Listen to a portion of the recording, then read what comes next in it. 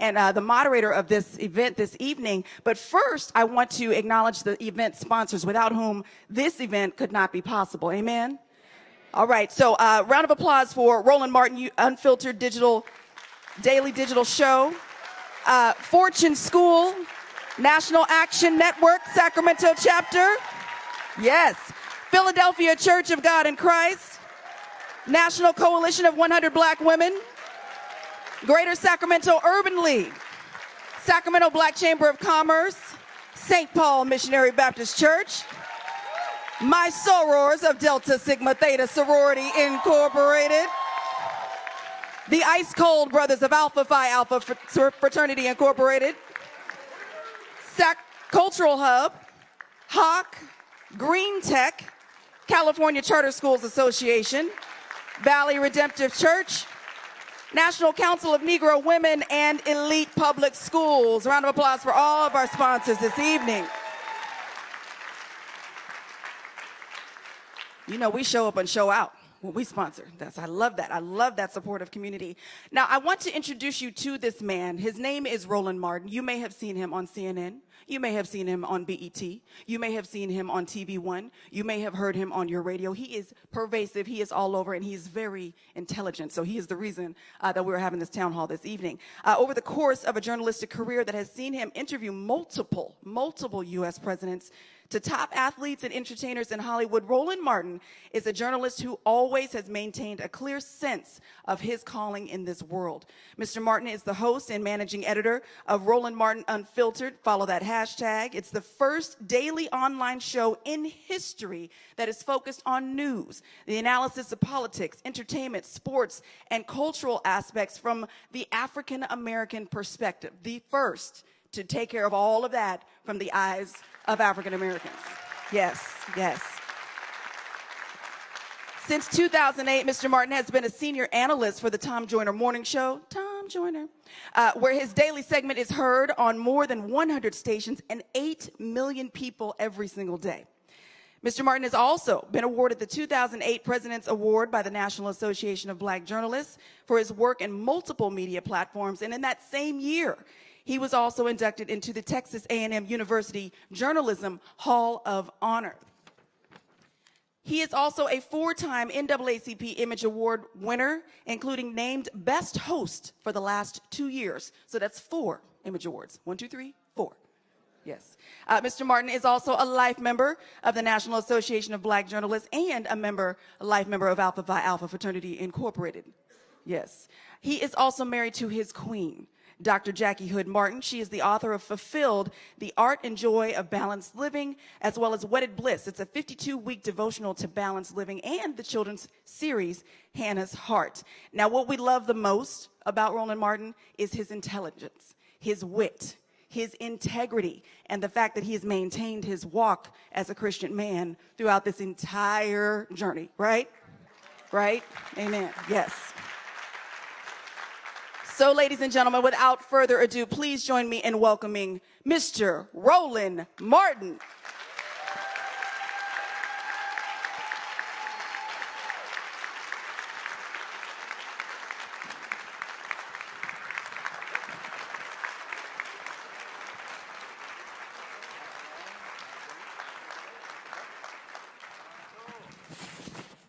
All right, so how are we doing? Good, good. Sorry, I'm a little late. I was tonight on PBS, Stanley Nelson's new documentary called Boss, detailing the history of black entrepreneurship, premieres tonight all across the country. And so it'll be here in a couple of hours. But I was live tweeting on the East Coast. In fact, Stanley had asked me to do that before Margaret had called me, and so I was like, okay, I got to do this already. So I said, we got to push this back an hour. I've already given Stanley my word, and then he talks about, of course, the history of African Americans coming out of slavery and all the entrepreneurs that we've had over the years in terms of building black businesses. And so it's an amazing documentary, and so when we get out of here, you definitely want to be able to watch it because you'll learn things that you maybe did not know about, and then you can go back and look at the hashtag BossPBS to see all the comments that we were making. And the reason I think these things are connected is because part of the problem for me, and we've talked about this whole idea, even when we created school choice is the black choice. There were people who were saying, well, why are you doing this? Charter schools are bad, and it should be all about public education. And most folks really have no understanding of our history, first and foremost. And so also you're going to have some homework. So what's going to happen is throughout this conversation, I'm going to be throwing stuff out. So you're going to probably write some stuff down, what books you need to go read and resources. That's how I always do it. And one of the books that's critically important is called The Education of Blacks in the South, 1860 to 1935 by James D. Anderson. How many people saw Henry Louis Skipgate's his series Reconstruction? Well, if you saw that, if you actually read Education of Blacks in the South, taxpayer-funded education did not exist in the South until after slavery. It wasn't until African Americans got into the state legislatures in South Carolina, in North Carolina, all across the South, and actually put it in the state constitution. And so when you go through the South today, and even in fact in many northern states, they were impacted by what black folks did in the South. And so taxpayer-funded education was created by black people, because African Americans, free slaves, understood the value of education, because they figured out that if you want to kill me because I can learn how to read, it must be something powerful about reading that I need to know about. And the reason that's important is because when you talk about this notion of choice, black folks created schools because we had no choice.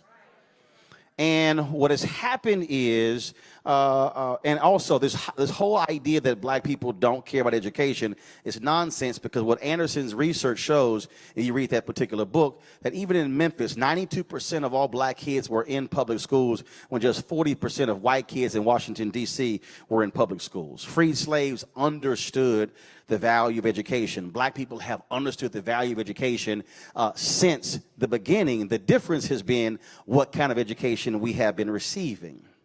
And so this also is important because when I travel around the country talking about choice, literally people come up to me and they say, I don't understand how you can be so pro-black and you can support charter schools. I say, well, first of all, if you understand the concept, you first control the curriculum. That's first. So black people talk about we need more black history in our schools. Well, you control the curriculum, more black history. And then they say, well, we need to have more arts and dance and band. Well, you control the curriculum, you got more arts and dance and band. Second thing is you control the resources. You control who gets the contracts, janitorial contracts, textbook contracts, IT contracts. So that means that not only do you control the education of our children, you control the economics of our neighborhoods, and you control the curriculum. You control those three things, then that's what it means to have power. And so many people are walking around misinformed about exactly what this is all about. And so we have been traveling around the country. We've been in multiple cities. We started this tour in Indianapolis, in Philadelphia, Indianapolis, in Atlanta. But for the last several years, I've traveled around the country with Kevin Johnson and Michelle Reed. And we've been to Tulsa, Charleston, South Carolina, Atlanta. We've been to Chicago, Nashville. We've been to Memphis and all these places, because what I cannot tolerate are black folks who are walking around spinning stories and nonsense that somebody else told them as opposed to the actual facts.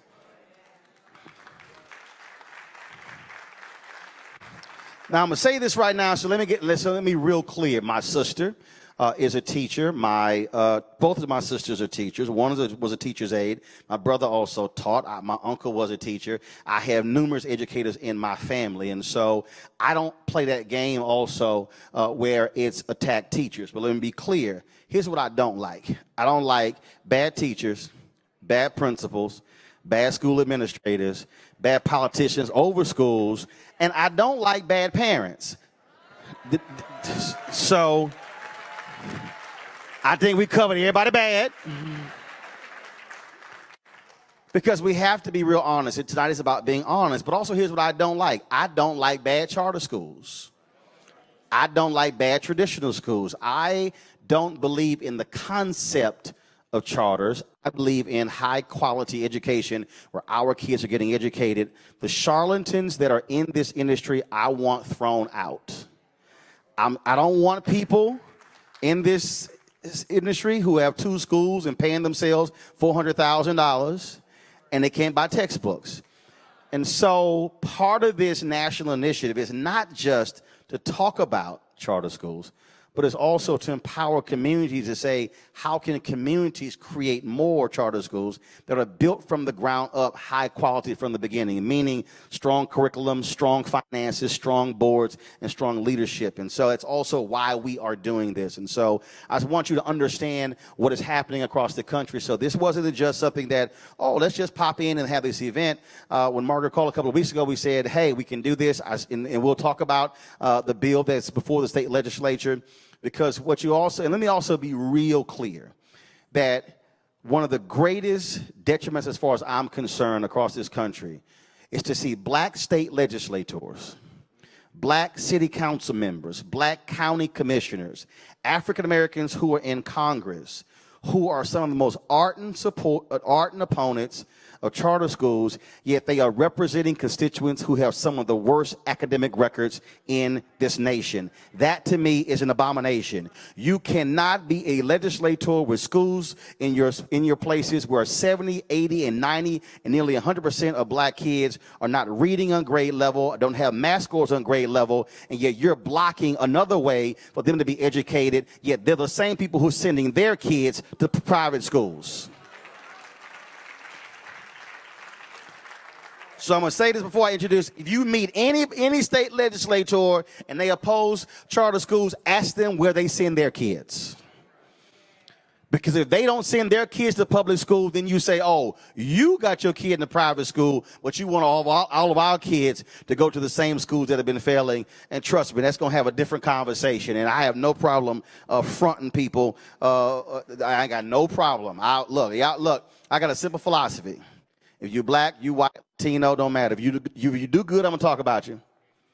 If you do bad, I'm going to talk about you. At the end of the day, I will talk about you. And that's just one of the things that we have seen, and I think all across the country. And so we're going to take your questions. We're going to have some great insight. We want panelists. You can jump in with your thoughts. If it get a little heated, it's okay. I know how to cut people off and shut them down. Don't worry about that. And again, anybody in the audience, if you act a fool, I will shut you down too. So I'm just warning you ahead of time. Don't think this is my first rodeo. I have seen it all, and this will not be the first time. First and foremost, we're going to introduce our panelists. Start from this side, going all the way down, tell them what's your name, who you are, and what you do. My name is Margaret Fortune. I'm the president and CEO of Fortune School, which is a network.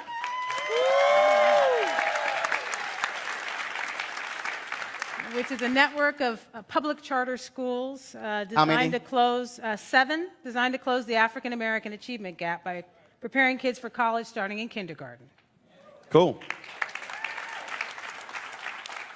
Good evening, everyone. My name is Larry Lee. I'm a publisher and CEO of the Sacramento Observer newspaper. Thank you. Yes,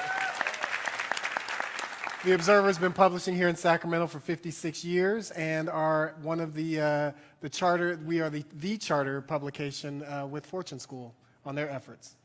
Happy to be here. My name is Hazel Mahone, and I'm professor.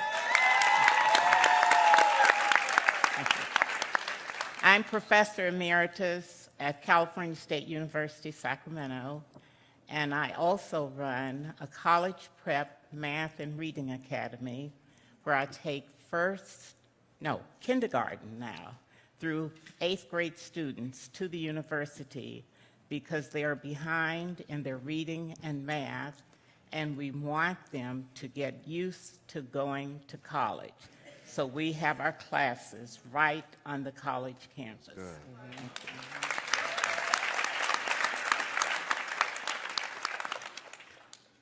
Good evening, everyone. My name is Ramel Antoine. I get to work as the Director of Regulatory Affairs for the California Charter Schools Association. All that basically means is I get to help the rulemakers who decide educational policy remember to play fair and to remember that charter schools are public schools. And I am Dr. Jacory Porter,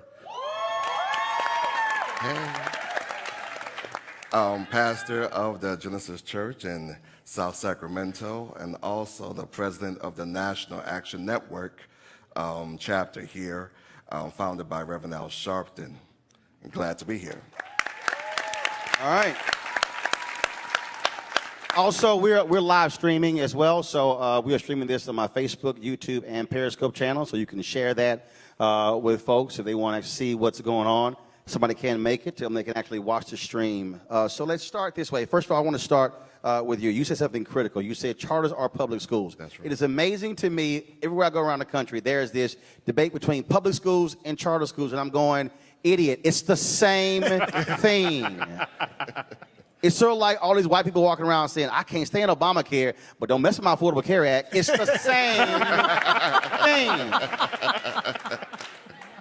So again, talk about that. And so here, what's the control? How does it work in terms of charter schools and traditional public school system? Yeah, so charter schools get public funding, but they have their own boards, right? So they have their own nonprofit board that helps to oversee what happens at the school, and so that is really what happens.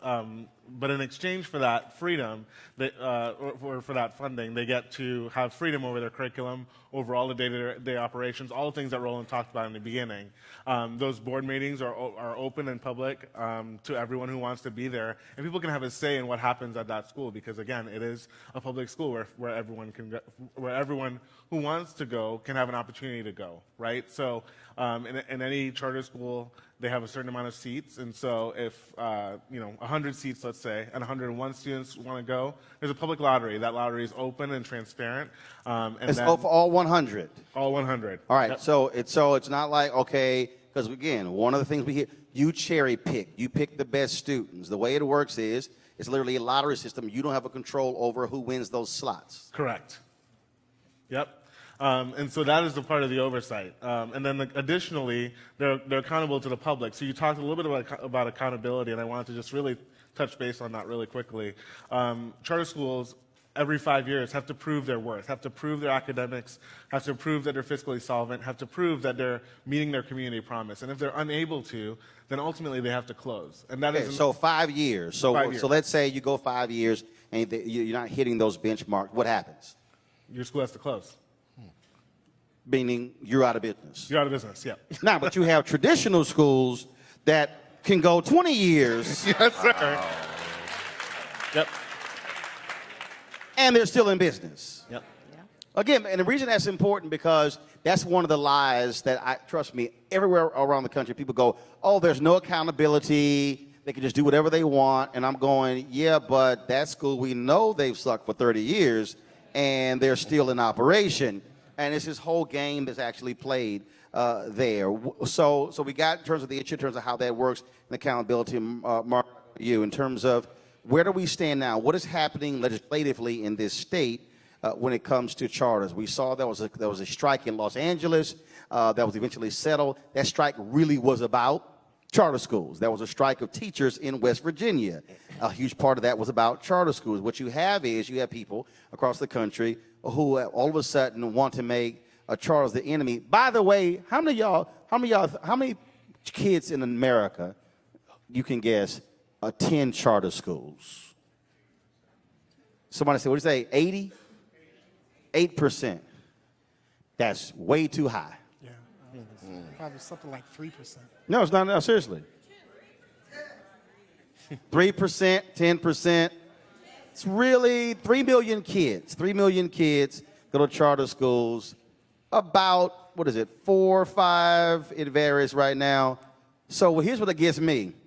How can 4 to 5% of the kids be the problem for the other 95? I'm still trying to figure that one out. And that really just boggles my mind how this thing has turned into that charter schools are the bane of traditional public existence when they don't even comprise 10% of all students in America. That's the craziest thing in the world. That's right. And if you look at California, charter school students represent 10% of the student enrollment, so 660,000 students. But there are 6.6 million students in California public schools. So 90% of the students... See, you move way too fast. I need you to walk through that real slow.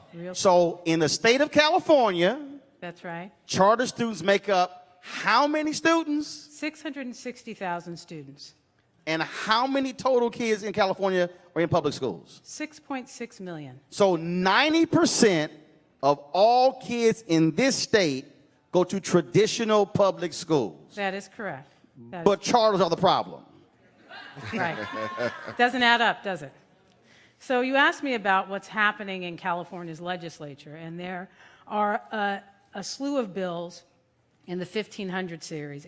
Assembly Bill 1505, Assembly Bill 1506, and Assembly Bill 1507 that have passed their first policy hearing. And together those bills would basically shut down charter schools in California because they amount to a very tight cap.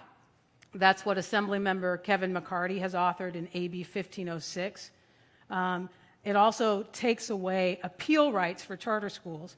That's AB 1505 by Patrick O'Donnell out of Long Beach. And in addition, in O'Donnell's bill, it says that a school district could say no to a charter school petitioner if they find that the charter school will cost the district money.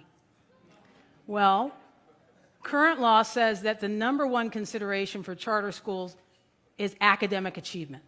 Right. Not money. Not money, which means academic kids achievement. failing That's right. So in California, for example, black students are the lowest performing subgroup other than students with disabilities, students with special needs.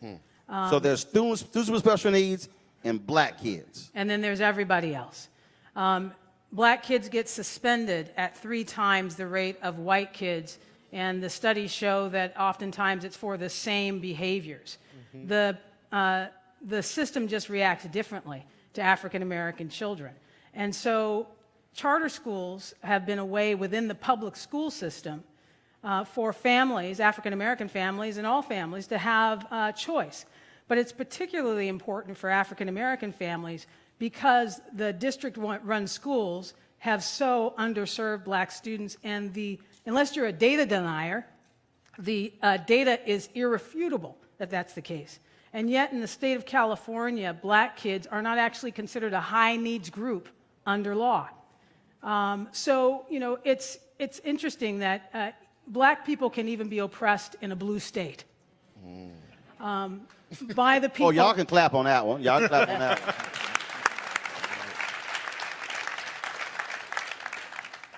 And in my view, there's nowhere is it more obvious than in policing and in public schools. And so to tell black families that school districts can make a decision based on the money about whether or not a school that is designed to close the African American achievement gap, for example, can exist based on the finances of the school, and then to make that school district's word final and say there are no appeal rights, there's no due process, is really counter to our system of democracy. We give people who we suspect of crimes due process. Why wouldn't you give educators who want to educate black students to a level of excellence due process? And the tragedy and what I think could negatively impact black families for generations to come is to say that you have no choice and we're going to force you back into the district-run schools that underperformed you in the first place. Right. I think it's a huge assumption to say that if you shut down charter schools, this 10% of the public school population would go back to the district-run schools. It's not just black families. There's a diversity of families that have said, I want to be in a public school, tuition-free, but I want to choose. But our families are particularly impacted by that because of the crisis that's happening in district-run schools. But also economically, for black folks, we can't pack up and move. Right. I mean, look, the reality is not if you are a person of means, and there are some African Americans who are people of means, they can pack up and they can move to a better school district. For the most part, our folks can't pack up and move. We're, in essence, stuck in those same schools.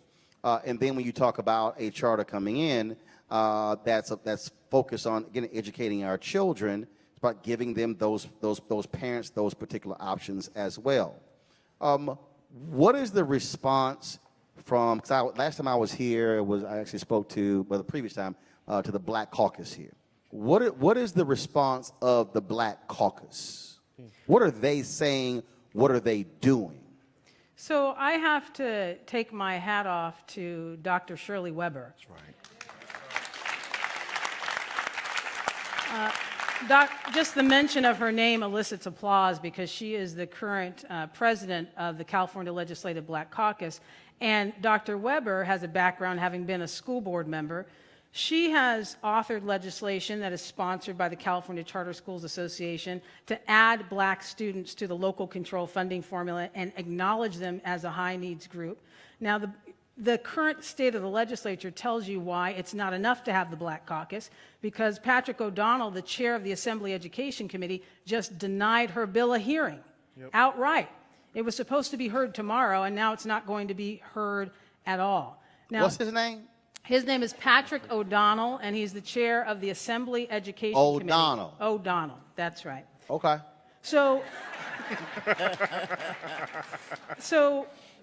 So there are some members of the caucus, like Shirley Weber, who's supportive of charter schools, like Senator Bradford, who represents Southern California, Inglewood, who's supportive of charter schools. But there are other members of the Black Caucus, and Kevin McCarty is an example, who we are in his assembly district today, who is authoring a charter cap bill. And we had an opportunity. Many of the members of the panel here today had an opportunity to meet with Mr. McCarty to ask him what gives. And the number one concern that he expressed to us again and again was about the money. He was concerned about the fact that you bring up the teachers' union strikes, the LA. He was concerned about the fact that districts are not able to balance their budgets, and therefore that we need to have more students in the traditional public schools so that they can balance their budget. Now let's stop right there. Yeah. Let's stop right Yeah. there. Again, so this is where we're gonna unpack this thing for a bit. Now, and anyone can jump in, but Margaret, I want you to definitely speak to this. First and foremost, it is not the district's money. Right. That's right. The money is allocated per pupil. That's right. The money is actually your tax dollars. That's right. It's not the district. Second, what's the number in California? How much is assigned per pupil? What's the $11,000 to $12,000 per so pupil. 11 to 12,000. Fact of the matter is, 11 to 12,000 is not actually spent per pupil. Correct. Right. Right. So really, when he says to fund the district, it's actually to fund buildings, administrators, pensions, and all those things, There you go. not actual education. That's right. Now- Yeah. go ahead. And it, if you look at the district where we are, the school district where we are, which is the Sac City Unified School District, it's anticipated that they're going to run out of money and be bankrupt by November. But the district only has 11 direct funded charter schools. So it's not reasonable to think that. Hold up, they have 11 direct run charter schools, and how many traditional schools? Well, they have over, I think, 50,000 students. So, to give, So how many kids in the 11 charter schools? I would say about 5,000 tops. So the 5,000 kids are the reason they about to be broke? Yeah, right. So the county Office of Education. You see what we're dealing with here in California, Roland. But the county Office of Education has responsibility for certifying district budgets and being honest about the state of district budgets. And what they've said is that what is actually in excess of what this particular school district can afford, and it's not uncommon to the districts, LA, Oakland, the pension costs exceed that which the district can afford. The health care costs are higher than they can afford. And they've made multi-year compensation package deals that is beyond which the district can afford. Now, the three things you mentioned have absolutely nothing to do with the education of the child. That's right. Just so we're clear. Go ahead. So charter schools make a convenient scapegoat, and why is that? I've talked about the legislators who are authoring these bills, but I haven't talked about the entity that is sponsoring them. And they are sponsored by the California Teachers Association, who I really think have used these teacher strikes, particularly in Los Angeles and in Oakland, to shoehorn in this set of bills into the legislature to oppose charter schools, which is something they never supported in the first place. So undoubtedly the politics. Even though the American Federation of Teachers has a charter school in New York, they actually run a charter school. And charter schools were the brainchild of the teachers' unions, because they originally thought that what would happen would be that teachers would be empowered to develop their own schools and not be burdened by administration. And so that's why in California's charter school law, it says that you can start a school through having half the teachers who intend to work at the school put forth a petition, or half the parents is another route to chartering. Right. My schools, we have gone with half of the parents. But there's also that flexibility for teachers to decide to charter their own schools. So the thing is that this is big politics. And I heard... Not education. Yeah. Right. Politics. This is politics. And the most powerful lobby in California is the California Teachers Association. And so it's not surprising that in a blue legislature, and you know, I speak as a Democrat, that a set of legislators backed by the California Teachers Association will be putting forward these bills to shut down what they view as competition within public education. But the thing is, it's like, do you have to control the whole thing when you've already got 90%? Oh, no, but here's my whole deal. If you were handling your business, there would be no choice. That's right. Right. So if you're not handling your business, I mean, again, that's sort of how we have to sort of attack this. But I want to go back here. So, okay, so who's the Cats district we're in? What's his name? Kevin McCarty. Kevin, say it again? McCarty. Kevin McCarty. Okay. So who has the stats on black education in his district? I do.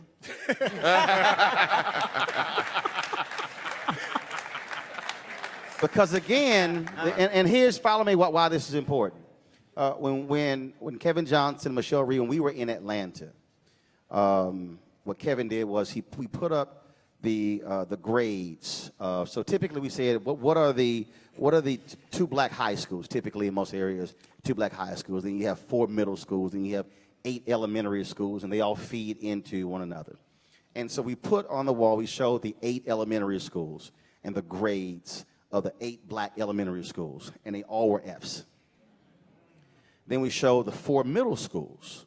They were all Fs. Then we showed the 2 high schools. They were all Fs. And for the first time, a lot of the black people in the room had never, ever seen with their own eyes that their children were going to F schools from K all the way through 12. When we were in Selma, same thing, Alabama Education Association. It was a brother who was on, I mean, he was just like hot. They fought the charter bill in Alabama, and he was just upset. And he was a fellow fraternity brother of mine. He was an alpha. And he was just mad because we were having this discussion. I had a sister who was on the panel who was the first black female athletic director of a Division I program. And this is what she said. She said, Selma, your grades are so bad that I would not authorize my scouts to come recruit your athletes because I know they can't meet the NCAA academic requirements. Wow. So as we were sitting in there, he said, the answer is full funding. And I said, have you ever been fully funded? He said, yes. I said, when? He said, 2009. I said, okay, great. I said, what were your proficiency rates when you were fully funded? He says, well, the higher they are than they are now. I said, that's not an answer. So we went back and forth for about 10 minutes. And finally, there was a sister who was in the audience on that side of the church. She said, I got it. So she pulled up on her phone. And she read it off. And she said that the year they were fully funded, the proficiency rates for black kids in the state was 4.63%. Wow. And mind you, 90% of the people in the room walked through the church doors opposing charter schools. They heard 4.63%. I said to the brother, that means 95.37% of black kids are not reading on grade level. You heard a collective gasp in the room, and the whole room flipped. The sister who was on the panel, who was the most ardent charter opponent on the State Board of Education, left that. She said, her final comment, she says, clearly the information that I was given is different from the stuff you have. I need to go back and reconsider my position. Because they cannot counter the numbers. They want to talk in these very highfalutin ways, but you have to hit them with the numbers. So, what's the numbers? So in mathematics for African American students in Natomas, the proficiency rate is 15%. Now, is that all students? Is that elementary? Is that what? So, what is that? All students. All students All in students in mathematics in this- 2017-18. in this area. That's in Natomas, and now we'll go to Sac City Unified. That's the district that we're sitting in now. The proficiency rate in mathematics for African Americans is 13%. So mathematics for all black, 13%. 13%. And if you look at the 3-year trend, it's from 2015-16 school year to the 2017-18 school year, the change has been a -2. So it was 15 and went down to 13. Worse. That's right. That's right. And what's the typical performance for African American students in the state is 20%. So in the state of California, black students on average are at 20%, but in his area, it's 13%, That is correct. meaning 87% of black kids here are not proficient in math. Mathematics. What about reading? All right, let's go to English language arts, looking at African American students. And y'all need to be And- writing this down so when Okay. y'all roll up on him in the grocery store, you should be able to say, and I know we in church, but you can go ahead and bless him accordingly. How the hell you supporting 87% failure? So in English language arts, for Sacramento City Unified, 22% of African American students are at grade level. So math was 13, English is 22. Is 22%. Got anything else for us? This is nothing to write home about. For the state of California in ELA, black students are at 32% proficiency In English language arts. in English So language arts. 32 in the state of California, but right here, 22. That is correct. So the guy who is sponsoring the bill That there ought to be a cap. to cap charter schools represents an area that is below the state average, which is not anything exciting when you talk about 32 and 22%, which still means 67% of black kids in the whole state are not proficient. That's correct. Not just that. Go ahead. Not just that. In this district, so there's only about 10 primarily African-American schools in the state of California that have better numbers than these. 3 of them are charter schools in this district. In Kevin McCarty's district, 3 of them are charter Hold up. I want you to repeat that. Right. Then I want you to name those 3. Here's, again, because, and why I'm doing this is just so you understand. The reason we can't move the ball because we do not have the information. Yep. Right. Yep. And when you have the information, that's why I never got beat in debating on CNN, because I always knew more than they did. That's how you win arguments, when you have the information. So, say it again. So there's only 10 schools throughout the state of California that are predominantly African-American students that have African-American students performing at higher levels. And those 3 of them are here in this Three of the district. 10 in the whole state Are here in this district. in this district. In this district. And they're charter schools. They are charter schools. And who run those charter schools? Fortune School.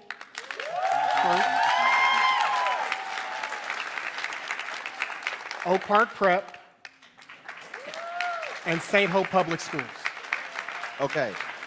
Oak Park Prep, is that a black-run charter school? Yeah, well, that's St. Hope. That's through the St. Hope system. Right, but they black-run. Yes. See, I'm here for black-run stuff. Kevin Johnson. Kevin Johnson. Kevin Johnson. Kevin Johnson. I'm just because there's some people, they got black principles, but they ain't black-run. Row here for black-run. Yeah, it's called school choice is the black choice, just so y'all confused. So out of the 10 in the state, 3 are here. Correct. Okay. In Kevin McCarty's district. In his district. And just to add a little bit of color to that, for It's lots of color, but go ahead. Just the color. Yeah. So for charter schools in Sac City, African American students are performing better than the district schools, right? So to add on to Margaret's numbers, the charter school African American students in charter schools are performing at 20% in math, proficient or exceeded, right? That's over the 13% that Margaret talked about. And then for English language arts and math, 31%, as opposed to the 22. To 22. So the black kids here are doing better in charter schools, but in his district, but the dude who wants to cap the schools is ignoring those stats. But keep in mind, I think, and Margaret brought up a point in that some of us met with Kevin McCarty a few weeks ago in regards to this issue, because we were very concerned Right. about this. And I think, you know, the most alarming thing, as she mentioned, was the narrative was never anything about performance. It's strictly about money. Right. And because they don't want it to be a performance conversation. Of course not. But I think, and you're in media, and you know this, the challenge is they're trying to control the narrative. They're trying to change the fact that they have done these terrible deals across the board, mostly administratively, and they're trying to find a way to put somebody on the hook for that. Yep. And what they're doing is putting their arms around something like this that has absolutely nothing to do with the performance of our children. And so as they continue to do that, as you say, we get misinformed and we get attached to legacy relationships with unions and the like. And I understand the impact that has had for African Americans individually throughout the state. But when we talk about collectively and looking at the fact that their real concern is that you've got teachers that leave teacher unions as well, and teacher dues that leave with those unions. Right. And basically, on average, each year, the California Teachers Association loses about $30 million a year to teachers who are no longer in their unions. Now, I don't know about your business, my business, but if I lost $30 million a year, I would be fighting for that as well, too. And that's basically what this is coming down to. Now, again, as somebody who's been covering politics, what I need you to understand is that in this nation, the two largest donors of political parties on the right is the National Rifle Association. Mm-hmm. On the left are teachers' unions. Absolutely. I need to repeat that. So you need to understand, when we are talking about losing $30 million, that's who contributes to political campaigns. Mm-hmm. That's who's controlling politics on the federal level, the state level, the local level as well. That's why you're seeing that. Now, Jackie, is George up? Give him 5. So here's what's going to happen. I did this I'm going to go to a couple of panelists, trust me. But George Parker was the head of the D.C. Teachers Union when Michelle Reed was the superintendent. He was her biggest opposition. George is now an ardent supporter of school choice. When you talk about the campaigns against charter schools, George was at the table when they created the policies on how to convince black people to be against charters. Yeah. And so even though it's 10:54 on the East Coast, I said, call George, wake him up. Because, and I've had George at our events before, because I want George to explain how they appeal to black people emotionally to have us oppose people like Margaret. Absolutely. Understand? No, this is a very clear design campaign to impact black people emotionally. Professor, I want to go to you next, because one of the ways they do that, to the point that you just made, is that teaching for black folks was the gateway to the middle class. Right. So what happens emotionally, they say, is what Margaret is doing, that's going to destroy black teachers, which means destroying the gateway to the black middle class, destroying the opportunities for African Americans to be able to make money. That is a clearly designed strategy. So what happens is black folks go, oh no, I hate charters because my mama was a teacher, my grandmother, my aunt, my uncle. They go through this whole deal, but they totally ignore 13%, 22%. They ignore that.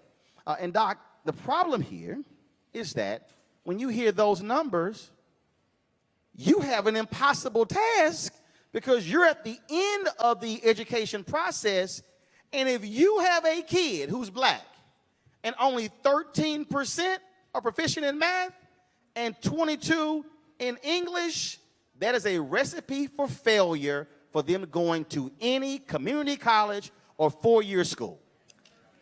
You know, one of the things that I wanted to mention is we've been working on an African American Achievement Task Force.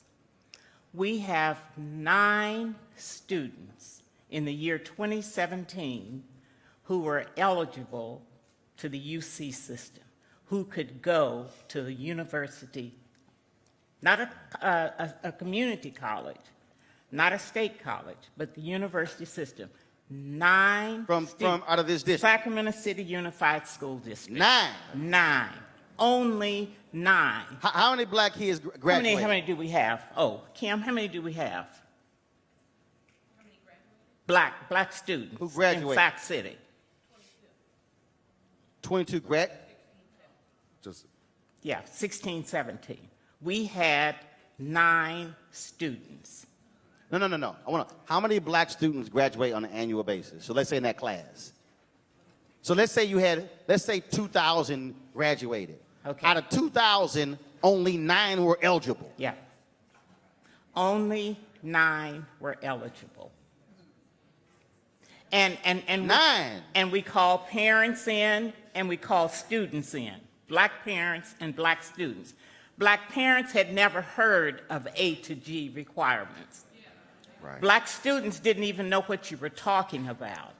So there is an information gap there also.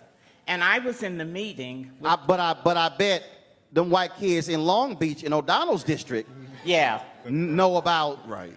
A through G requirements. Yeah, I bet they know. Yeah. And I was in the meeting with Margaret when she met with McCarty. And I asked him, because it seemed like everything was just right back to the money. And I said, okay, let's say that you get all these black students back from the charter schools. What's going to happen differently Right. for them? The thing that caused them to go in the first place, Right. what's going to happen now? He did not have an answer because he had to keep talking about He ain't got the an money. answer because he want to ignore 13% and 22%. Yes. See, this is now again, so we can, if we want to stay focused on money. If you are a college graduate, you are going to earn anywhere between $1 to $2 million more over the course of your life than a person who's a high school graduate. Mm-hmm. So the problem with the money conversation is we get screwed by the money conversation in primary and secondary, and then end up we get screwed in making the money in terms we become adults because we are unable to meet the qualifications to go to these state schools and to be able, and then when we also do go, it's taking us 5, 6, and 7 years, That's which is right. increasing the debt with loans as well, and so it now greatly impacts us financially in another way. And it's going to take longer because now the universities have cut out the remedial courses. There you go. Why? mean- Funding. Funding, and because they did not get the education in the public school system, so the colleges are saying, Not "We don't our want job. you." My wife was the Dean of Education, Dean of Instruction at Chicago City Colleges, later became the vice president there. The City Colleges of Chicago is the city-run system of the community colleges. They were spending $40 million a year on remedial education, which means that the Chicago public school system was not doing their job from K through 12. So they were dropping another $40 million on remedial education, in essence, the 13th grade. And folks were going, why are we doing it? Because your school system sucks. And again, we're the ones who get screwed. But the thing here is, and this is the reason we're throwing these numbers out here, is because, one, they don't want us to know these numbers. That's right. Because by what happens is, and again, this is the emotional appeal to black people. Black people walk around saying the answer to education is full funding. Mm-hmm. When that is not the answer. It's how you're spending the money. Right. Right. That's the answer. Right. It's all about management. And what we're hearing here is that their agenda is not a black agenda at all. So we have 52,800 African American children in charter schools in California right now. What's going to happen if these bills do get passed and they're forced to go back into these public schools? So the 660,000 total kids in charter schools, 52,000 are African American. Right. Got it. And so that's roughly almost 10%, 8% or so. That's what 8 to 10, yep. Right. And so with that, what's going to happen, to these children? And then let's look into this. If my kid does not get the education they needed, suspended, or I get kicked out of school, then that puts them on a pathway to incarceration and prison. Then that means that now I got to do a funeral instead of a graduation party. And so we have to get back, into a black agenda-seeking mindset right now. Which means not a democratic discussion, Right. not a teacher discussion, but a black discussion. Right. Right. Right. And see, that's a little hard for a lot of us today. I mean, I can tell you, when I ran the Chicago Defender, I put unapologetically black on the cover, and we had these black millionaires who owned and said, what's going to happen when we go to these, white advertisers that said unapologetically black? I was like, we're a black newspaper. I think they already know we black. Right. No, and I'm saying that. I'm saying that because we got a lot of black people who don't want to say black. That's correct. That's who correct. don't want to demand a black agenda. That's right. That's right. And I'll be honest with y'all, I was in one of the Roland. meetings. I was in one of the meetings at the National Charter School Conference, and we were on the table, about 30 people, 2 black people around the table. This guy, and I was talking about school choices, the black choice, and the guy from California, Latino, he said, look, I believe in inclusion. I keep hearing all this black stuff. What about Latinos? They say, man, you are more than welcome to start school choice. Is the Latino choice? Roland's here for black people. Right. And if And I want to everybody let else, them know. Right. And if everybody else can do their own agenda, why not us? And we need to get back on board. And I'm not saying opposing anybody else. Right. But we have to start supporting what we have. Black church, black schools, all of that. We need to start supporting that again. Now, Mark, I want to go here because here's the piece. You said 52,000 students, and I guarantee you there's some people who are streaming right now, and y'all already hear it as well. Y'all heard all this as well. They say, well, not all kids can go, so what are you going to do for the kids left behind? Roland's position is no caps, which means if the traditional school not doing the job and the charter's doing the job, I want to see 5 or 10 or 20 more charters doing the job. Or if you traditional, y'all do the job. And so that's the problem with the cap, because if it's 3 out of 10 in the state right here, the cap means you can't expand. That's right. Even if the demand from the parents is that they want more. And not only that, part of the legislation, too, is if you are an existing charter school operator and there's a cap, let's say there's a cap at 100 schools, one charter school closes. If you're an existing charter school operator, you are not allowed to open up the next school. The next school, Wait Wait a minute, let me finish it. Wait, hold up. So if you are a successful charter operator That's right. The next school and goes one to closes, Yes. the next school goes to someone who has not operated a charter school before. meaning somebody who has no track record. Correct. Wow. That's right. That's right. Y'all gonna make me cuss in church. Y'all gonna make me cuss in church. That is illogical. Make no sense. Yes. And what the logical thing would be to do is to take these 10 schools in the state of California that have a majority black student population that are performing in the top half of student performance in the state and replicate them. Right. Right. You know, you've got George? George. Hey, Roland. All right, can y'all hear? No. No. All right, keep talking. Hold on. Keep talking, George. Hey, Roland. Can you hear me?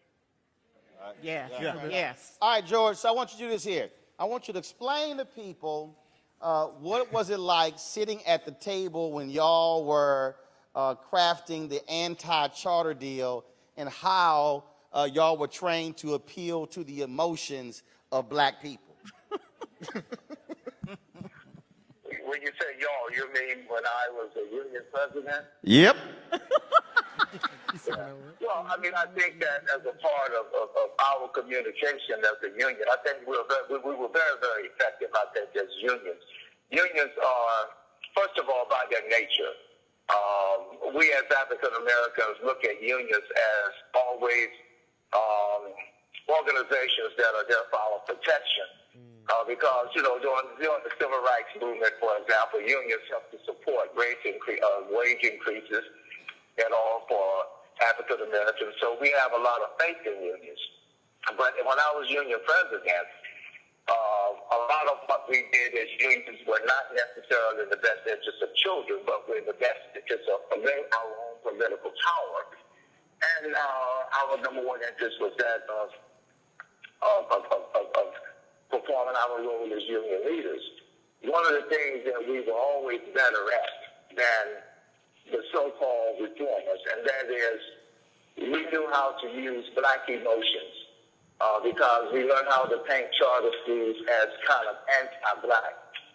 These are a bunch of white people trying to bring people in to take money out of the pockets of black kids, or there's some racist issue involved. And we have to be very careful about that because sometimes it's not necessarily intentional racism. It is just that unions are there for their own survival as well. And when you're talking about bringing charter schools in, charter schools are not unionized for the most part, which means that it gets down to the bottom line. And it was this way for me when I was a union president, and this is just the reality, that my number one focus was to keep my union membership. And so my opposition to charter schools was based on the fact that charter schools are not unionized. And the more charter schools we had in Washington, D.C., that means the fewer students we had in the public schools, which also resulted in fewer teachers being in the public schools, which also resulted in fewer union dues coming into my union coffers. And so a lot of my opposition to charter schools and in unions in general, some of that opposition is because charter schools are not organized, and it hits us in the pocket. It hits us where it hurts, and that means the decreased requirement that we receive the union dues. Now, we can't tell you that. I mean, what parents would trust us if we said to you, our number one goal is survival and continue to have our political power. We don't have political power if we don't have the money. And where does our money come from? It comes from teachers. And how do we determine the amount of money? It's determined by the number of teachers that we have in the school. And how do we determine the number of teachers in the schools? By the number of students that are in the public schools. So as charter schools increase, the number of students and the enrollment in the public school decreases, which makes the number of teachers paying union dues decreases, and that affects our bottom line. Now, that's a hard reality, but that is one of the realities. All right, Fred. Yeah. I appreciate it, George. Hey, no problem. Talk to you when I'm in D.C. Peace. All right.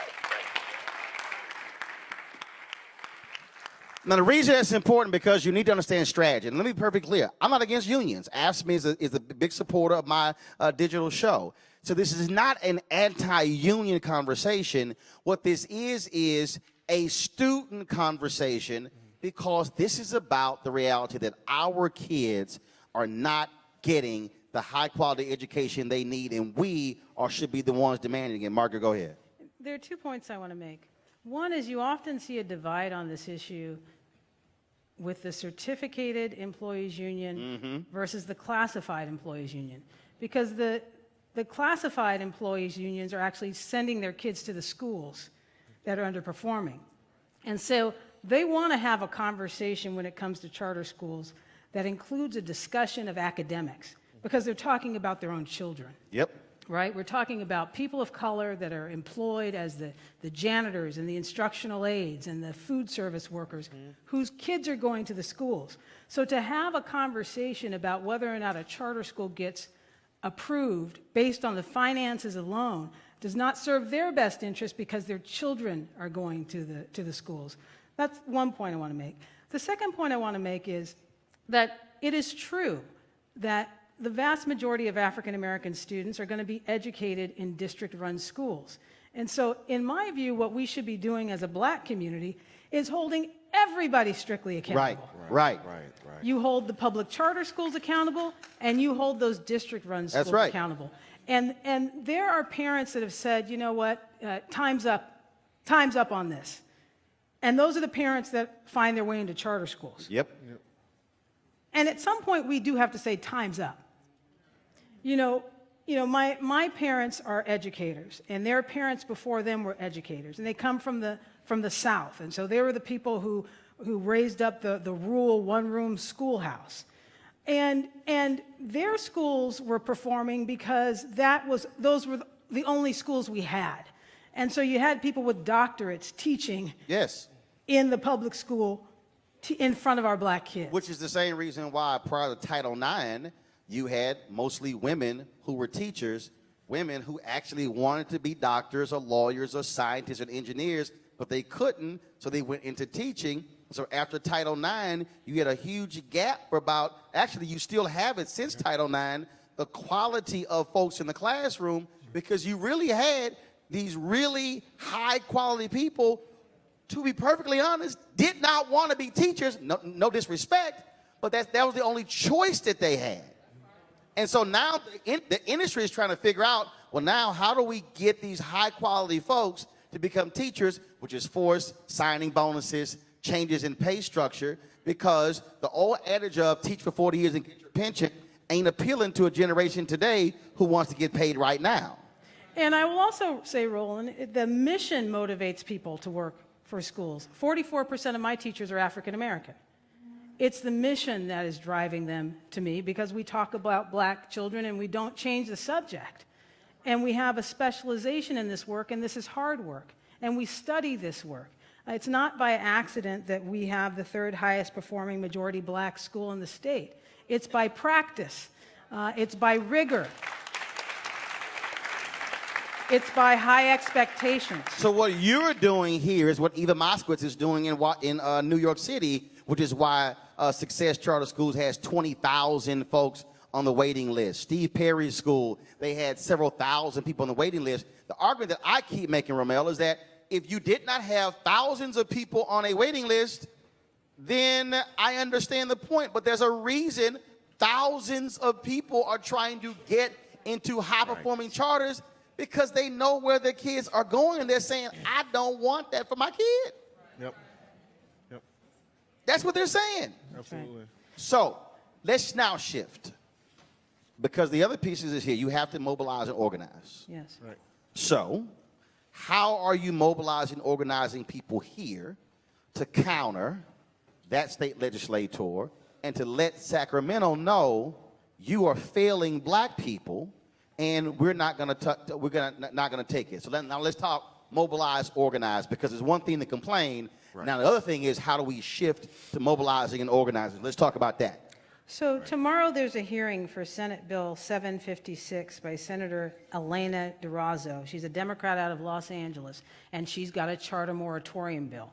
So we talked about the bills that are in the Assembly. Now there's another one up tomorrow. Okay, hold on. What's her name again? Her name is Senator Elena DeRazzo. And where's she from? She's a Democrat out of Los Angeles. Now, so what needs to happen is, again, you probably already have, this is where you also get the stats on where she lives, because just like with Kevin, I'm very curious to know what's the reading rates and the math rates in where she lives, because that also speaks to what, if those numbers are the same, she's essentially opposing the kids getting a shot, and those numbers are there. And so, do you have, now what time is this hearing? This hearing is at 9 a.m. tomorrow at the state capitol. So the one thing to do in terms of mobilization is showing up. And I will tell you that when the bills in the Assembly were heard, even though they passed that policy committee in their first hearing, I mean, the fix was in. You had a majority of the members of the committee who had to take the vote. You had their names on the bills.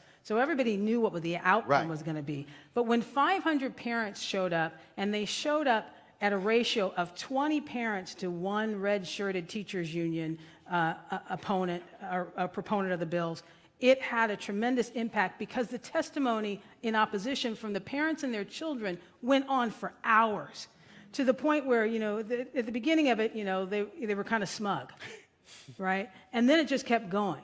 And then beyond the point at which it needed to stop, it just kept going.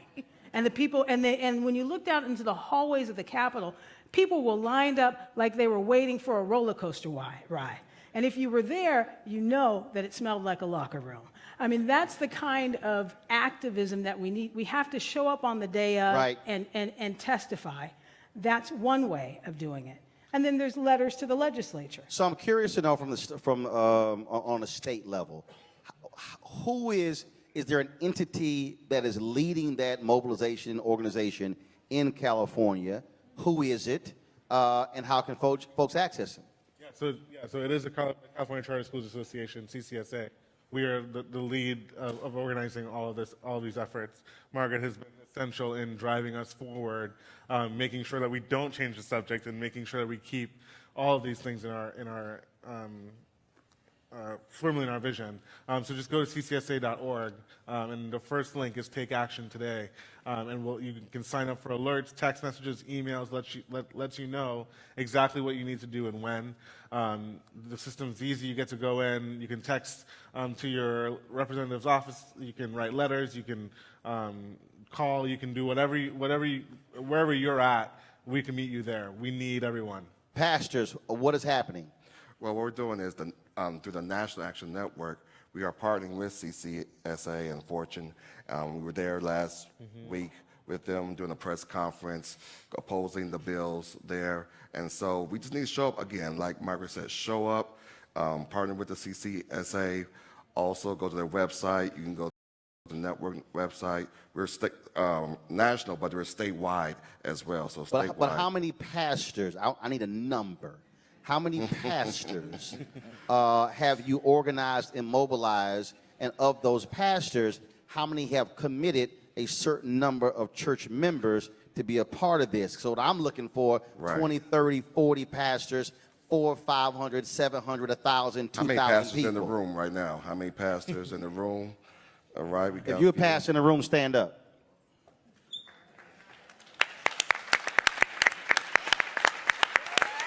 There we go. So, no, I ain't say sit down. I ain't say sit down. I ain't say sit down. So the pastors in the room, are all of you mobilizing? Are you taking these messages into your pulpits? Are you specifically organizing your church members, walking them through, explaining to them these very issues and what you need them to do? Well, I think it's the education part right here for them. Right? And so to kind of put them off the hook. No, that's him. He ain't got the microphone. No. Because here's the piece. This is the piece. This is why I say still stay standing. Because we have to stop being romantic about the Black freedom movement. That's right. And talk about it in the past tense, when the reality is the same organizing methods still work today. Yep. And the connection has to be that this is literally impacted. So now let me go ahead and really boil down y'all alley, sit in your pew. You need to be on top of this, because if you don't, this is going to have an impact on the amount of your tithes 20 years from now. Whether the church is open or not. This is going to, no. Follow me here. True. Follow me here. Ask any pastor, a real pastor does not tell you how many members they have. A real pastor will tell you how many families they have. Families are homeowners. Families stay through multiple generations. And so if we have a group of renters we're raising, Right. they will not be family members at churches. And so this has a direct impact on the future survival of your churches, the quality of young folks and the education they're getting, because that will determine their income, will determine where they live, and whether they're renters or homeowners. And so this thing goes beyond just where they are now. has an impact on your church growth 10, 20, 30 years from now. Y'all can go ahead and sit down now. So I want to say, Roland, there's something that people can do right now, and that is to pull out your phone and text 4 kids. No, hold on. See, Margaret, you go way too fast. See, Margaret ain't used to this. Now, y'all pull your phones out. See, this how. Show me how it's done. Margaret, what church you go to? I go to Genesis. What's that? Episcopalian church? What's that? Y'all one of them new churches? Because y'all ain't doing this. No. Doc, you ain't doing this thing right. Pull your phone out and raise your phone in the air. Pull your phone out, raise your phone in the air. Pull your phone. I need to be able to see your screen. Pull your phone out. He knows how to do Pull it. your phone out. Yes. Teach us, Roland. I was born and raised Catholic, but it was a black Catholic church. Raise your phone high. Y'all look, y'all got phones over here, Deltas. Come on, I see all this red. Now you need to go to the text message part of your phone right now. Hit messages. Yeah, y'all text. This is not rhetorical. This is literal. Some of y'all ain't following my instructions right now. All right, Margaret, give them the number. The number is, you want to text 4 kids to 52886. Hold up. Tell them the number. The number first. Okay. See Margaret right there, Margaret right there. Lord have mercy, she an educator. She can't follow instructions. Margaret, I need the number first. Okay, Roland, the number is 52886. I need y'all to text right now to 52886. 52886. One more time, 52886. Now I need you to text what? The number 4, kids. Is there a space or 4 kids? All together. 4 kids, no space. No space. 4 KIDS. 4 KIDS. Now, what are they texting to? What is that for? What that allows you to do is really simply send a letter to your state legislator. Okay. If you put your information in there, it'll tell you who your legislator is. So what it's going to say is, ask your legislators to hashtag stand for all kids. There's a link there. And then, of course, message data rates may apply. But that's old rules. You ain't got to pay for that now. Y'all know. And so when you click that link, you can send a letter to your state legislator. That's right. And they'll get it immediately. All right. Now, why is that important? Now, here's the other piece. Just because you did it here, that means now if you're on WhatsApp, GroupMe, Signal, y'all got them long black family text message chains like my mama, get on my nerves. 85 people, family members who I don't want to have my cell phone number, now got it. Y'all should send a text to them, say, send a text to this number and type 4 kids. This is no different than how we mobilize black people during the Black Freedom Movement.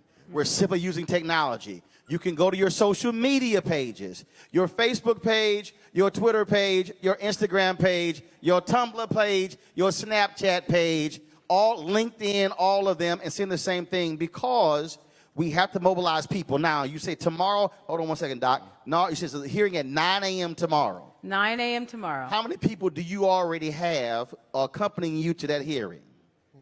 We have hundreds. Yeah, we have the last 400. You already got 400 people. All right.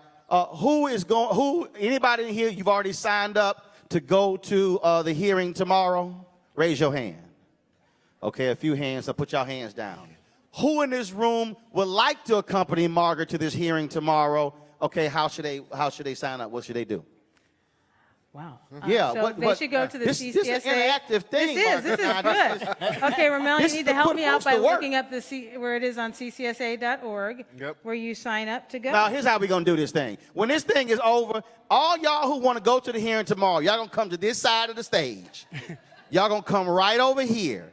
If you want to go to the hearing tomorrow, I want y'all to come to this side of the stage. Yep, I'll take your and y'all he will get all your information because we have to show up there, show up and show out. And here's what's critical. Wherever you live, you should know, and if you don't know, who specifically your state rep is and your state senator. Just because you think somebody's your state rep does not mean they're your state rep. There's a whole bunch of people go to D.C., swear a black caucus member represents them, and it's a white Republican represents them. and I'm like, and that white Republican needs to see you Because if you're a constituent, that person's accountable to you. Go ahead. I want to also challenge all the pastors to take down my email, right? Nan, Sacramento @gmail.com. Repeat Right? that. Nan, Sacramento @gmail.com. All right? And say you want to be on the team, and so we can help mobilize this issue in our churches, in our communities, and help out this issue. And also through the Black press, of course, we've been doing a series of articles and opinions related to all this. So not only here in Sacramento, but we had an editorial that went throughout the state through many of the Black papers with assistance from California Black media as well that are trying to help educate our folks about all of these issues. There's one other thing I want to say, Roland, and that is some of that style of activism that is actually getting out on the streets and protesting is what we need to do here. You know, I sent a letter to Mr. McCarty, where 3 of my schools are located as a district, and I put the most influential names that I could think of, the people who I had named the schools after. Pastor Ephraim Williams, you know, the pastor of St. Paul Missionary Baptist Church, this influential church home that we sit in today. Dr. Hazel Mahone, Dr. Alan Rowe, and Dr. Mahone is humble. She was the first woman to be a superintendent in Sacramento County.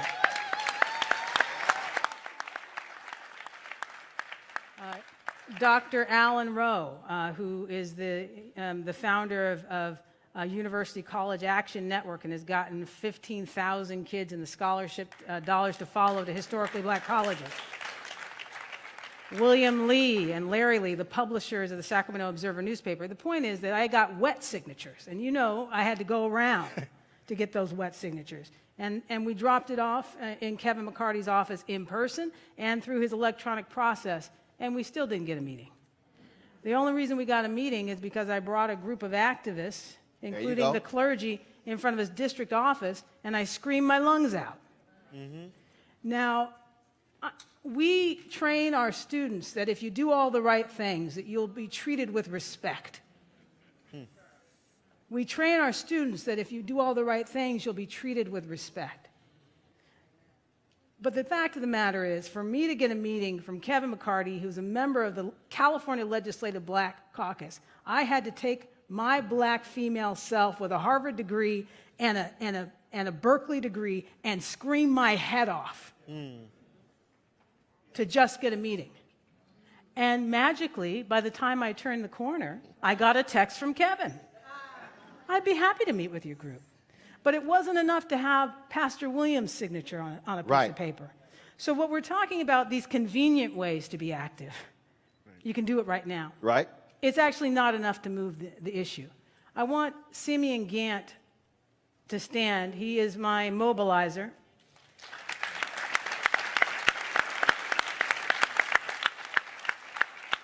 I was about to say, I saw that you're alpha man. That's all I'm saying. That's all I'm saying. Rest of y'all know me, your youth groups. That ain't my problem. But go ahead. Go ahead.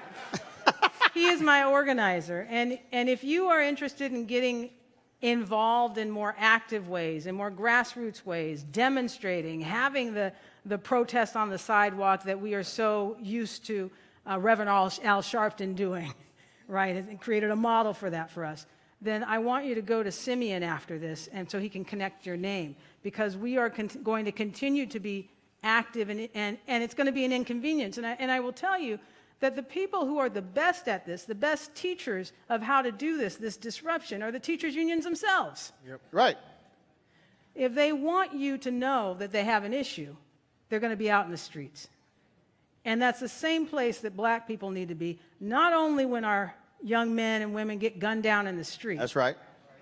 But also when they die of neglect every day in classrooms where they underachieve. Right. No, it's an excellent point. And what has happened, and really in many ways, it has been a severe disservice to what I call the post-civil rights movement babies. I was born November 14th, 1968. King gets killed April 4th, 1968. And so we were raised, and unfortunately we had parents, black parents, who said, I don't want you to have to do those things because I had to do those things. But the reality is, Frederick Douglass said, power concedes nothing without a demand, never have, never will. And so what we have is, we literally have generations, we have now had two generations, now a third generation of African Americans who believe that that protest thing really means nothing, but the reality is there has been nothing in the history of black people in the year of return, 400 years, that was not achieved through protest. And yes, you would think philosophically we should not be protesting black state legislators. But the reality is, if there's somebody who is doing wrong, then they must feel that heat, must feel that pressure. And I mean it, at their district office, at their church, because the actions that they are taking are detrimental to our children. And your child or your niece, your nephew, your cousin, they need to see you care enough to say, I'm going to bring that heat against somebody who is going against our interest. I'm a life member on the board of directors of the National Association of Black Journalists. And we publicly called out CNN and the president, Jeff Zucker, for no black executive producers, no black VPs, no black SVPs, no black EVPs, no black direct reports. And people were sitting here going, well, you know, should y'all have done that? I'm like, yes. I said, because he needs to understand that we're not going to be silent. And there were people who, literally, I got some board members who were not happy. And I said, y'all got to get over it or get off this board. Because being nice got us zero. Right. Well, obviously being nice didn't work. And so that's really where we have to be with a state of mind. Doc, I want to go to you because, again, what you're doing in terms of trying to get more of us ready for college, all of these things we're talking about has a direct bearing on when you said 9. That number shouldn't be 9. That number should be 900 or 9,000. Because what happens between, and we know, by the time that child max 5th grade, I mean, you're now competing against time in terms of trying to catch up. And so we have to take this thing seriously, that what is happening from K through that 4th grade is really determining whether you're going to have 9 or 90 or 900. And you know, it almost starts from the time a child enters school. And by the 3rd grade, if that kid can't read, he keeps getting skipped to this grade, to this grade, to this grade. And each year, it becomes exceedingly harder. And so they're not going to catch up with unless there's some kind of great intervention. But I also worked in the prison system, and the inmates were reading at a 3rd grade level. 90% of all inmates in Illinois state prisons were illiterate. Okay. There's a direct tie to illiteracy and prisons. Absolutely. 3rd grade level. And those students, I mean, you know, it's a captive audience now. They loved going to school, and they could look back and see what they didn't do. But we can't wait until kids get into the 10th, That's 11th, right. 12th grade and say, okay, we need to do something for you now. It's too late, because a lot of those kids could hardly wait to become 16 so they could drop out. Yep. And when they drop out, they don't just drop out, they drop into something. They drop into crime. Right. And every time I see a black kid's face when some crime has been committed, the first thing I want to know, is that a high school dropout? Did he finish school? And if he did, why is he doing that? And now because if you look at the numbers now. And that's what we did. We went back and looked at the girls. Not much better. No, we are in a lot of trouble. I can tell you that. Yeah, and you know, Margaret said earlier that the fix is in. I think also on the accountability side that we talked a little bit about earlier, the fix is in there too, right? So as Dr. Mahone just pointed out, the longer black students, or really any students, are in a traditional system, if they can't read by third grade, the longer they're in there, the further behind they're going to get over time. Every 5 years, remember that charter schools have to prove that they're making those gains. If I have a school, if Margaret has a school, as she does, and kids come in at 5th grade reading at a 1st or 2nd grade level, at the end of her 5-year term, she still has to show that she's bringing those kids up as at least as far as where the other kids in the schools surrounding are. That is an incredible barrier to cross, right? Because as families are getting more choice, as they find schools that fit, population-wise or even in terms of pedagogy, the other schools, the traditional public schools, their scores start to rise, right? Because students start to see that they're finding people who look like them, they're finding affinity, so that's where they're going to go. It's going to take our charter schools time to reach the growth that they definitely are showing. But if they have to show every 5 years that they're equivalent to the other schools and they have to close, if they're not, then these schools aren't getting a fair shot either, right? And so the other thing that needs to be done on the other side of this is that California needs to explore an academic growth metric. So it's not just about proficiency. It's not just about whether or not a student is met or exceed on a state test. It is how much growth has a student made year over year. Where did you come in at and where are you at now? And how is that compared to the other schools? And we don't have a way to look at that yet. Now, let me put this again, because I think what happens is we also, a lot of times, we talk about this thing in this very sort of, high sort of area. And we'll do it this way. So, how old are you? You in a red shirt. 11. You're 11. How old are you? 11. Right here. 9. 8. 8. Okay. So, we are 24 years away from America being a nation majority people of color. By 2043, 53% of America will be nation majority people of color. That means Black, Latino, Asian, Native American. Whites will comprise 47% of America. By 2039, the majority of working class Americans will be people of color. In 3 to 4 years, in 10 states in America, the average white death rate is going to be higher than the average white birth rate. Just fact. So so the reality is, white folks kept having kids, Black people kept having kids, Latino kept having kids, and so the demographics are changing. It's not just a question of, if you would listen to the crazy folks in Washington, D.C., it's legal immigration. No, that's not what was really driving this.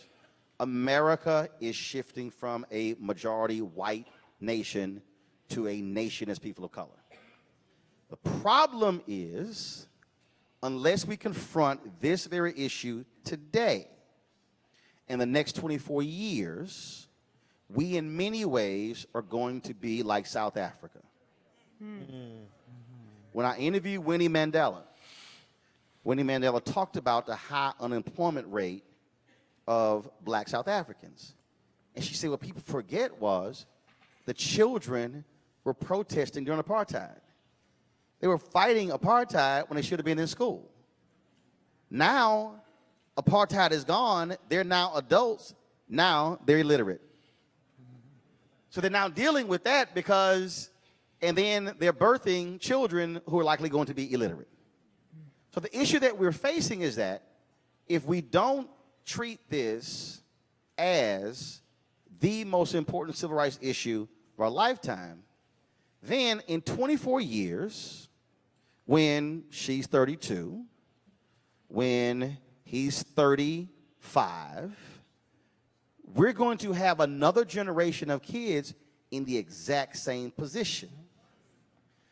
So for a lot of us, we keep thinking about this thing in terms of, well, I have a kid or I have a niece or a nephew, and then once they're out, then I'm done. No, this issue we're talking about will have a direct impact on the future of this city, of black churches, of black colleges, of black newspapers. It completely impacts everything that we're talking about. So the question is, will we have an educated black population, or will we be like South Africa? We're in the majority. We don't control the finances. We don't control the power. We don't control the resources. And we still are looking way behind everybody else. So we have to be thinking about this thing from a lineage legacy standpoint. That's right. Meaning every action we take today, going to that hearing at 9 a.m., has an impact on 2043. Mm-hmm. Fighting to keep these, not having these caps impacts 2043. It impacts wealth, the ability to be able to make $1 or $2 million more over the course of your lifetime with a college degree than those who only have a high school diploma.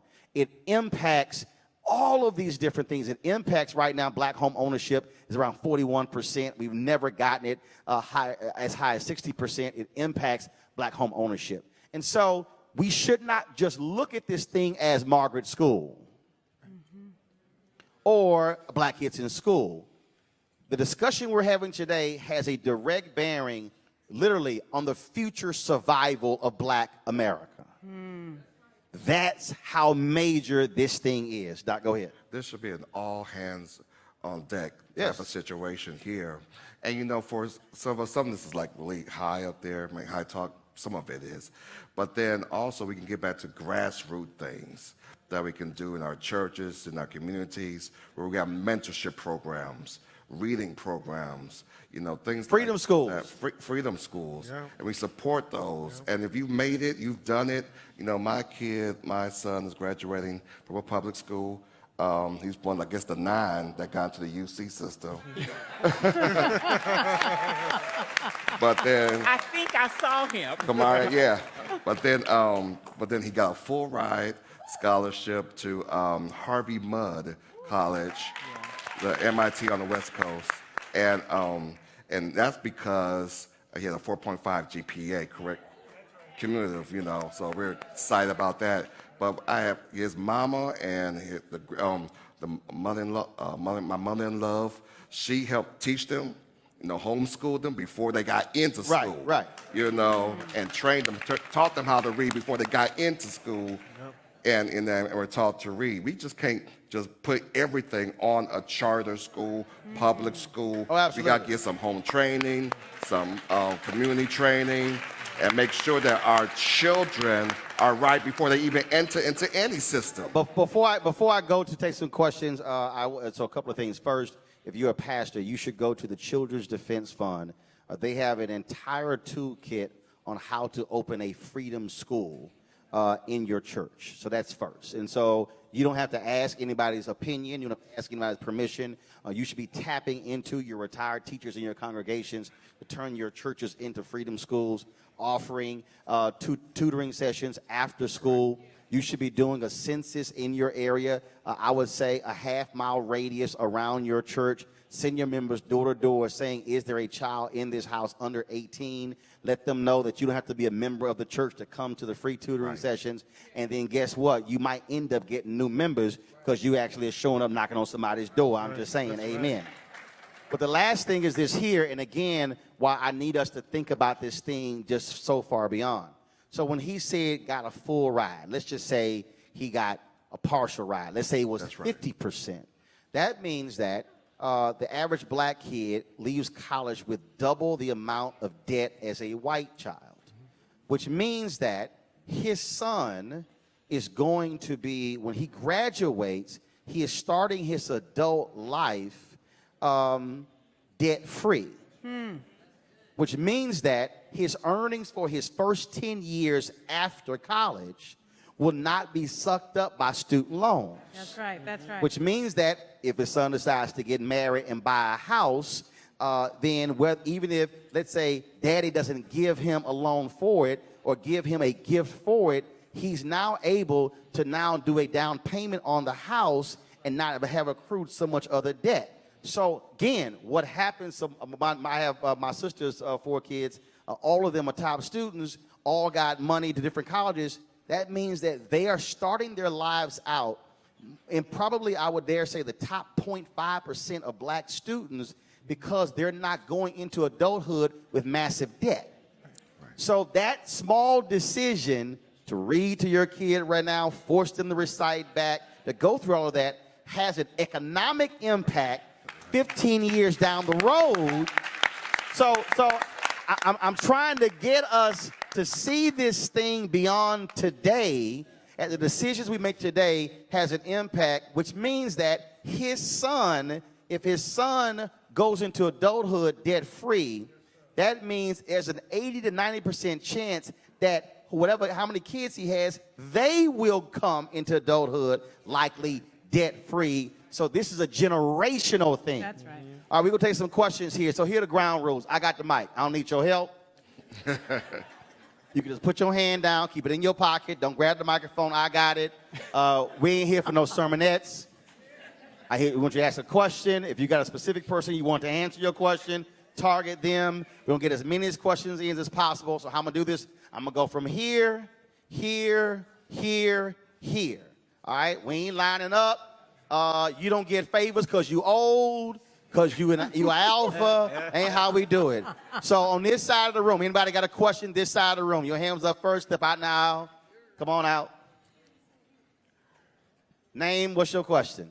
My name is Dr. Eric Gervingberg, president of the Hawk Institute. Question I have, Margaret, you and I have talked about establishing an educational consortium. All the organizations that are trying to help black kids, community-based organizations like the pastor talked about, how do we leverage our resources so we help all black kids with programs like the Hawk Institute, Youth Speaks, all of those things? How do we do that? I'm glad he asked that question, Margaret, because in every city that we take school choice is the black choice too, I am challenging in those cities to create that very thing. First of all, are the very people who are involved in the charter school movement, but to create those educational consortiums.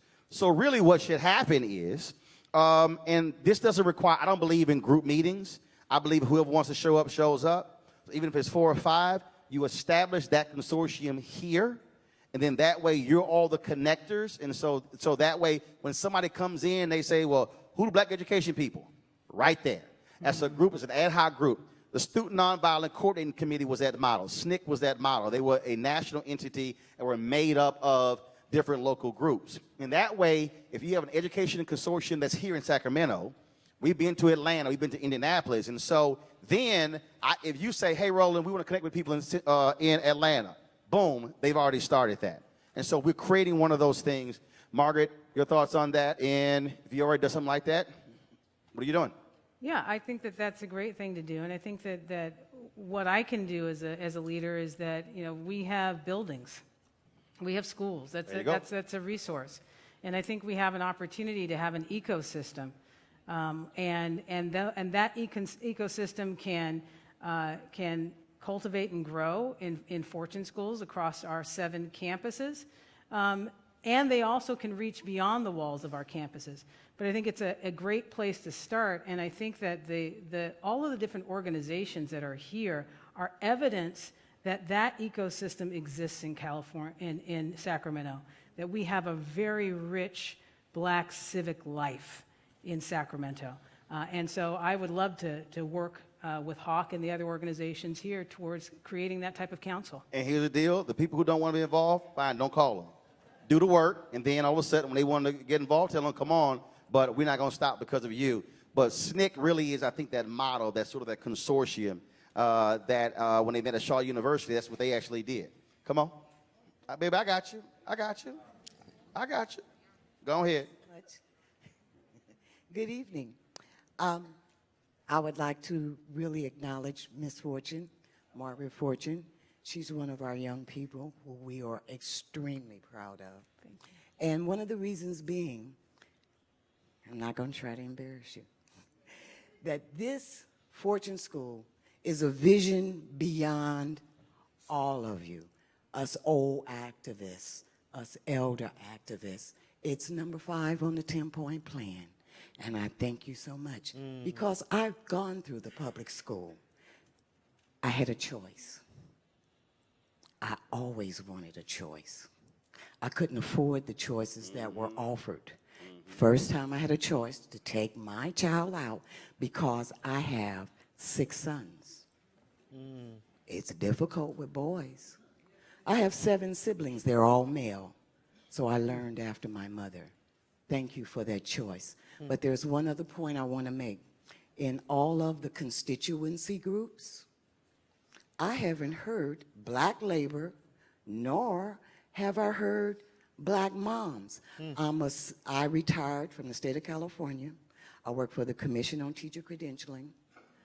I was a union steward, and I retired as a chief steward. The majority of the workforce in the state of California, state employees, are female. We pay union dues. I was paying $90 a month on a clerical salary. Those moms would get calls from the schools about their children. Choice. Choice. Fortune School gives me a choice. They're not suspending my child. All right. Not that he was going to be suspended anyway. Yeah, not when you walk around with that stick. Got 6 sons, got that big stick. They ain't gonna act a fool. Question, step over, step out. They gonna get beat with that stick, they act a fool. All right, what you got? Good evening, Mitchell Stewart. I'm a federal employee, and she touched on something. Our country is really suffering concerning the infrastructure. So you have programs that are structured for trades and labors, or a partnership with anybody that works in trades and labors, because the country was built on trades and labors. Well, actually, it was built Hello. free labor. Free labor. But go ahead, I understand. It was free. Yeah. So you're asking what? Does their school have that? Have the trades as a part of it? Yes, are you looking to the future as far as developing a curriculum for trades and labors? Cool. So the focus of our school is particularly our high school is actually STEAM, so science, technology, engineering, arts, and math. We haven't had a focus as you've described, but we are investing our focus in the sciences. But because I interviewed Bob and Sheila Johnson, and they talked about that as well. And again, that doesn't mean that can't be a school that's created, Right. because part of the issue we do have is that we have really, really book smart kids today who can't fix jack. No, straight up, they can't fix nothing. And so that's one of the things. And see, this is all now. But understand though, this is a hard thing for black people, because what happened was, when you had, first of all, coming out of slavery, you had this 30-year battle between black freed slaves and Hampton University, because they wanted to only teach black folks agriculture. Booker T. Washington was the biggest proponent of that. Part of the problem is that at Tuskegee, yes, they could work, but they literally couldn't read or write. So you had this huge battle. Go all the way up to the 70s, black parents fought trades because black kids were being steered into trades as opposed to college. They threw them out. Now the problem is you have folks now who don't have a skill set. So there has to be a balance there. And so it can't be we're going to force you into a trade. It really should be your choice. But that is a critical deal, because, look, I am not unclogging a toilet. But again though, master plumbers can command 6-figure salaries. Right. That's right. So we were operating now in this world where there are some people, and again, it's hard for us to admit this, there are some people who simply are not designed for 4-year institutions. But the question is, what kind of education do they get? And so there's a balance there in terms of the whole issue with trades. And so, but that still is an opportunity, and that discussion is happening all across the country. Folks are talking about really emphasizing those trade schools, bringing them back into schools. All right, what's your question? My question is, we heard the numbers of the overall population, but I want the audience to hear the numbers of the black male population graduating from high school. What do those numbers look like? Because it could probably put some people to tears in here tonight if they really hear those numbers. Because there's a crisis. We got them? In the middle of a crisis, and we have to address the issue of the black male. Do we have them? Well, somebody pull your phone out and Google them. I don't have them. Maybe Cassandra has them. Do you have them, Cassandra? Well, Cassandra. Cassandra got put on. Cassandra like, don't you call me out like that. Cassandra like, I ain't trying to say nothing. She like, I'm way in the back, I ain't saying nothing. Cassandra, do you know those numbers? No, I don't, but I will look them up. Cassandra, I got the microphone. Put your hand down. Okay, that's right. That's right. You did say that, right? She ain't want to talk. Now she want to grab the mic. Go ahead. No, but to Dr. Mahone's point earlier is that in Sac City Unified School District in particular, we do have an issue with graduation rates for African American boys in particular, and then girls secondly. And what we're trying to address on that task force is the culture of the schools as well as the academics, so we can turn that around. All right. Now we were still going to Google it, so if somebody got it, let me know. All right, You got a question? We have it, Roland. We Yeah, have go it. ahead. You got it? Yeah, All Ken right. has it. Hold on 1 second. Here we go. What you got? Put your hand down. I got this. Don't ever let black folks take the microphone. We'll be here till Bible study. Black males, 146.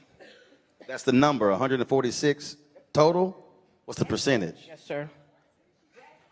Now give us the context. What is that? Out of 2,600 total grads, 365 black, 146 male. Got it. That ain't good. 140. Can you repeat that? 146 She said 146. out of. Out of 365 total. No, Sacramento total. In Sacramento. Sacramento. In Sac City. Unified. Yeah. How many total graduates? Right. Didn't you say 2,000 something? Yeah, 2693. 2,693 graduates. 300 plus were black. 46 were male. 146 were male. Okay, got it. In Sac City.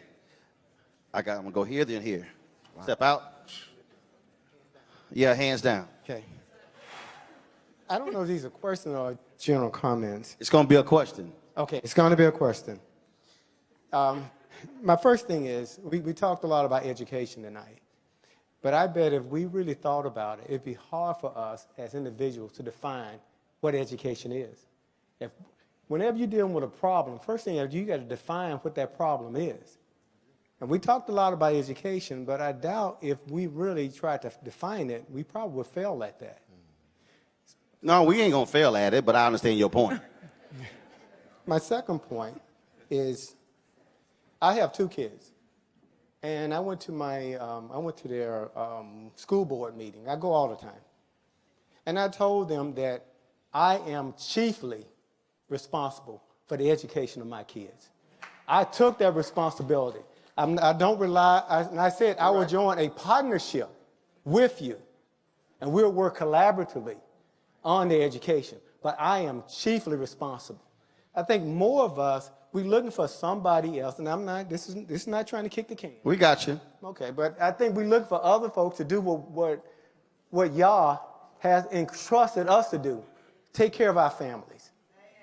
So I think the first thing we got to do is look at ourselves. Now I work many hours, and I'm always tired when I get home, but I do the hard work of going through my kids' lessons. Mm-hmm. I make sure that I have a 5-year-old. I make sure I read him that story, and I make sure he goes over his homework. And I'm tired, trust me. My wife is tired, but that's a commitment that we've made. You need to make the same commitment as community. Thank you. And Ramel, you actually addressed this because when you talked about this idea of, for charter schools, 5 years, and proficiency is one thing, and we also know, look, passing a test is one thing. What are they actually learning is a whole other thing. The whole idea of deductive reasoning, processing, all those different things along those lines. But the reality is, Margaret, you have a standard that is already given to you that you have to meet. And so the whole point of what is education, you define that. So in our charter petition, we have to define what education is in the 21st century. So for our model, it's called the 5 pillars. It's high expectations, choice and commitment, more time, focus on results, and citizenship. So that's our education philosophy. And we have to follow the state standards for education, which is the Common Core state standards, and the state prescribes what they expect for kids to know and be able to do for every grade level. And so we have to have an educational program that delivers on that. And then the way in which we know how kids are doing in school is that we assess them. They take local assessments, but they also take state assessments, which is why we have the data.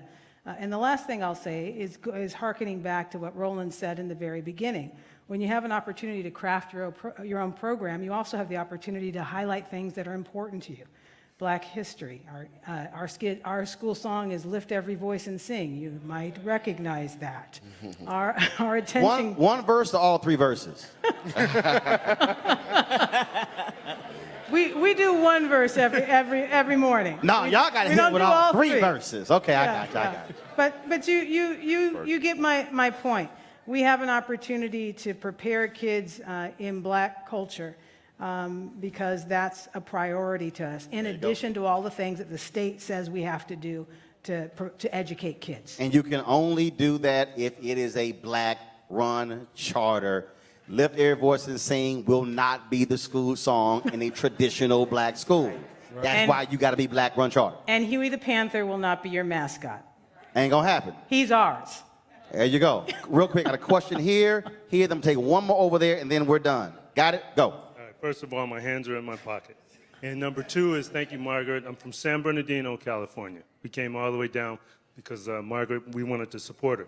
The other thing is, I'm one of the few people in this state, in this nation, who have seen 164 African-American male students killed. 1 minute in my office, the next minute they're dead. The cyclical the cyclical nature of trauma for all those kids who have dropped out at 11, 12, 13, 14, 15, 16, the cyclical nature is something we have to address if we're going to get to what we really need to do with education. So my question is, what the heck are we going to do about that? I'm the rebel. I know my lane. I'm on the streets every single day.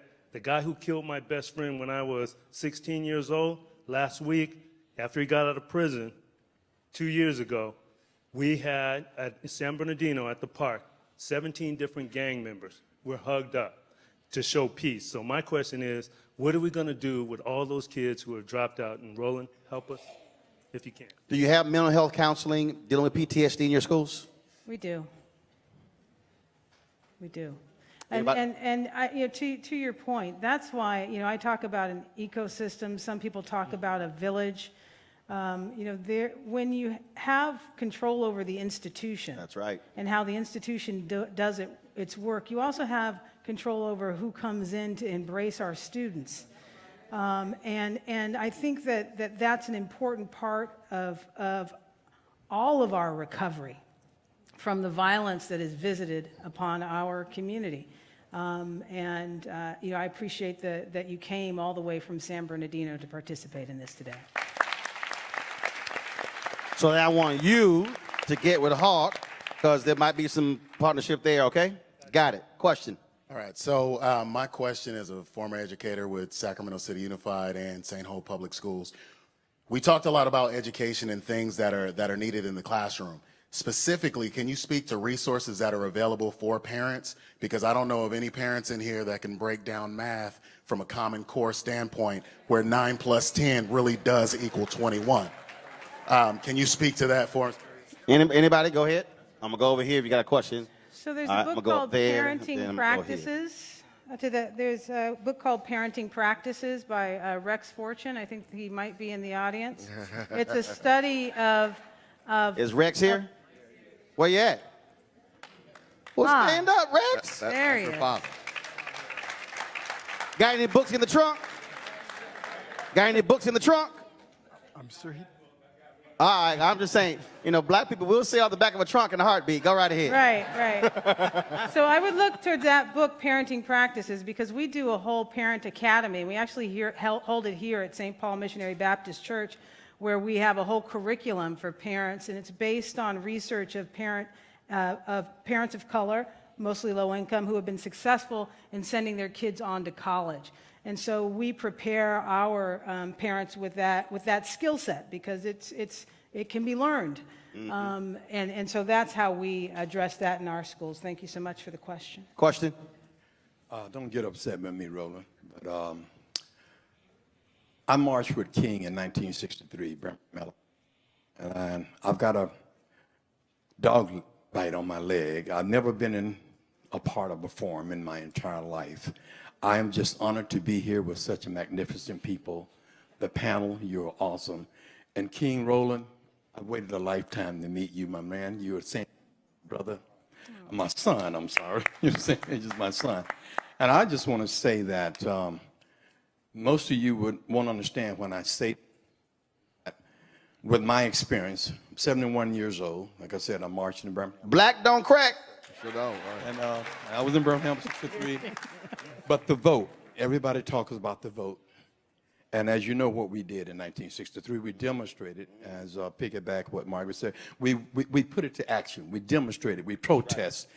That's what makes a change in this country, you know. And people don't understand when I say on my Facebook, because not so much as the vote, but the action, the protest. Like Action after the vote, too. Absolutely, it creates the vote. And like I said, I have dog bites to prove that. And you, young man, I'm especially proud and honored to meet you because I look at you as a king. I got every recorded program you've ever done. Oh. And I've never voted for anything in my entire life, but if you ever run for anything, I would vote for you. I love it. I appreciate it. I appreciate it, young man. I ain't gonna run for office because, see, I cuss people out. I got little patience. Trump, I cuss them out, but I appreciate it. I appreciate it. Thanks so much. I saw you. Come on, baby. Stand up. Stand up. Last question. Last question. Put your hand down. Put that hand down. I knew she was gonna raise that hand. Put the hand down. Put your hands behind your back. It's a reflex. That's right. Put your hands behind your back. Assume the position. Come on.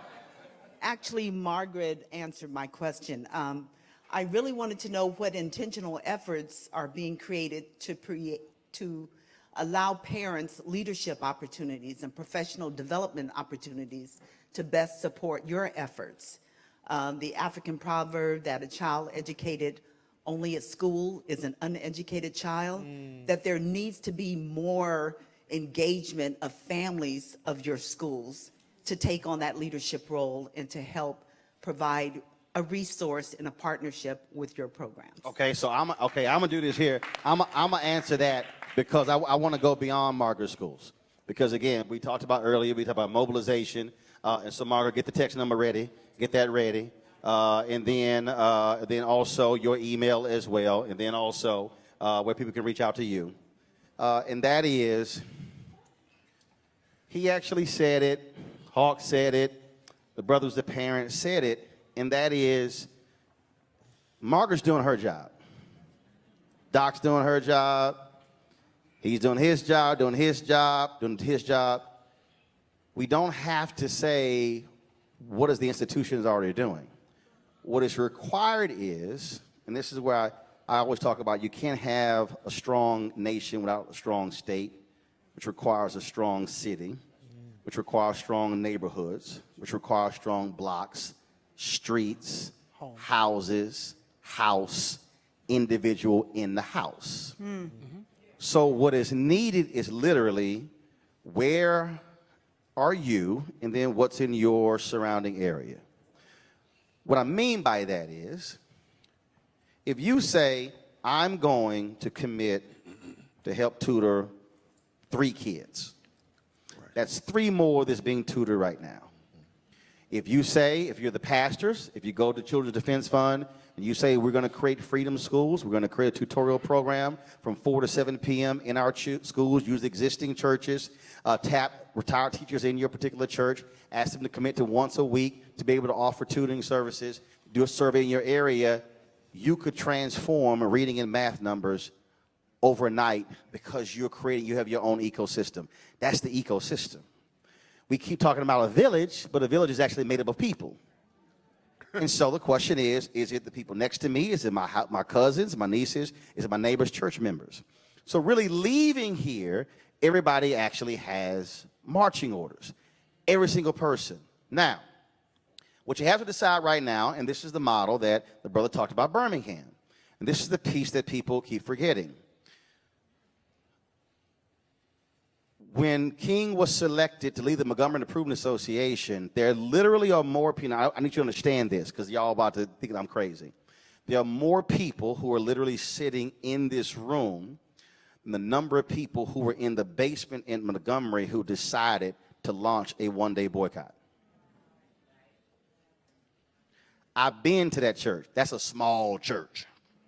Follow me here. The Montgomery bus boycott was a one-day boycott. They then said, let's go 5. After 5, they said, let's keep going. That's how it went 381 days. The decision of a handful of people in a church basement led to 13 years of mass action.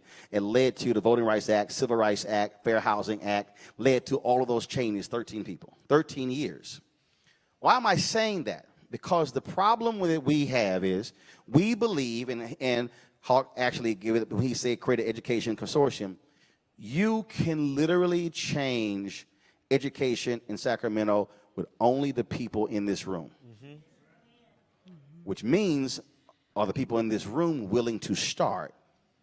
You don't have to call anybody else who's not here. You can actually start right here.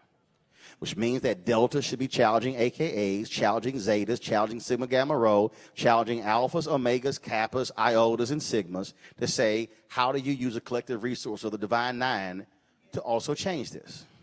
Which means links, ladies of distinction, men's groups. Here's the piece that we keep ignoring. We have tremendous black infrastructure we don't use. That's right. That's right. We already have black organizations. We already have infrastructure. We already have all of these different things. We don't use it. So the question now is, what are you prepared to do leaving here? This event literally happened in 2 weeks. Margaret sent me an email. She sent my wife an email. Hey, we got this bill. Can y'all come to Sacramento?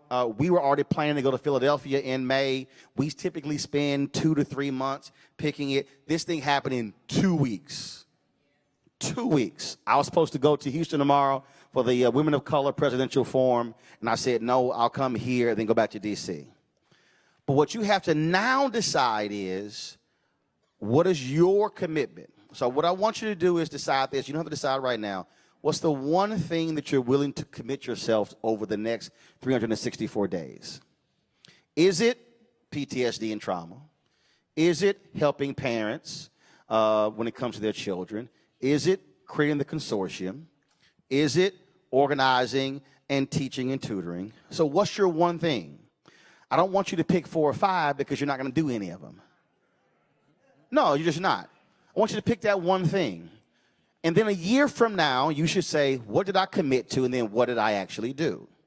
If it means raising money, if it means assisting, if it means trying to increase that number from 9 to 20, whatever it is, you have to decide what that is. But one thing that cannot happen, if you leave here, every single one of you, and if you walk out of that door and then you don't commit to one thing, you have wasted your time and you are failing our children. You have to decide what that one thing is. Short term, defeat the bill.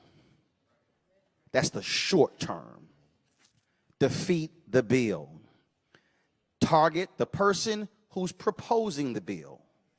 If that means throwing him out of office, that means the person who runs against him might be in this room. Because if there are people who are getting in the way of black progress, even if they look like us, they gotta go.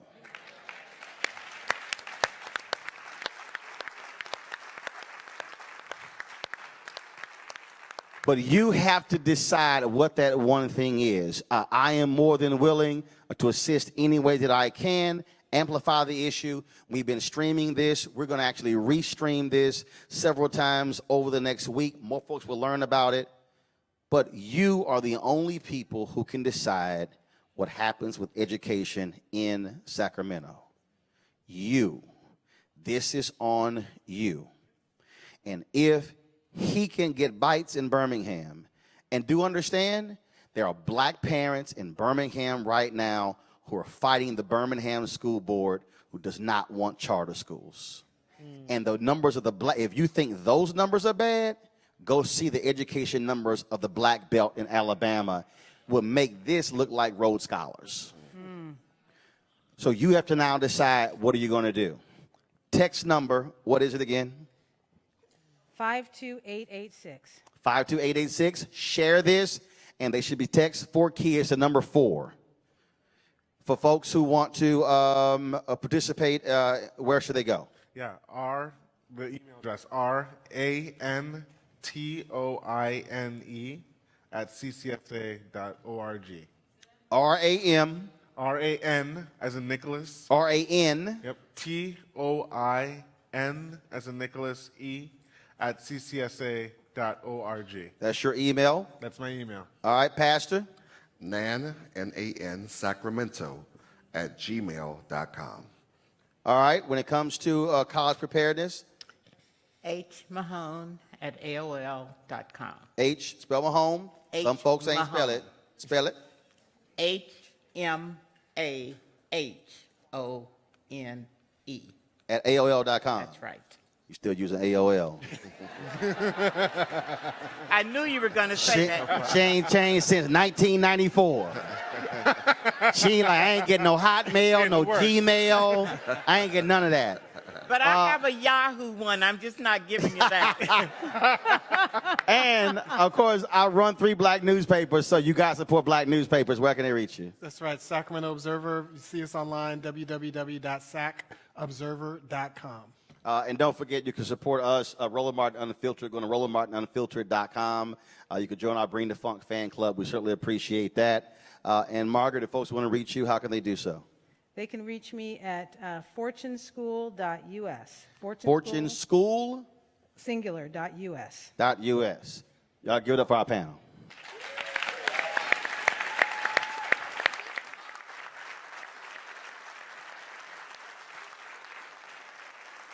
All right. Y'all ain't got to go home. Y'all got to get out of here. Thanks a lot. We appreciate it. Troops refuse to fight. Hey, fam. Want to check out Roland Martin Unfiltered, the blackest show on all of digital, cable, and broadcast. Check out our audio podcast.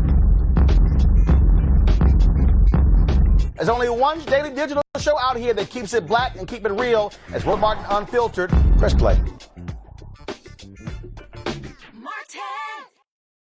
You want to support Roland Martin Unfiltered? Be sure to join our Bring the Funk fan club. Every dollar that you give to us supports our daily digital show. There's only one daily digital show out here that keeps black and keep it real. It's Roland Martin Unfiltered. Support the Roland Martin Unfiltered daily digital show by going to RolandMartinUnfiltered.com. Our goal is to get 20,000 of our fans contributing $50 each for the whole year. You can make this possible. RolandMartinUnfiltered.com.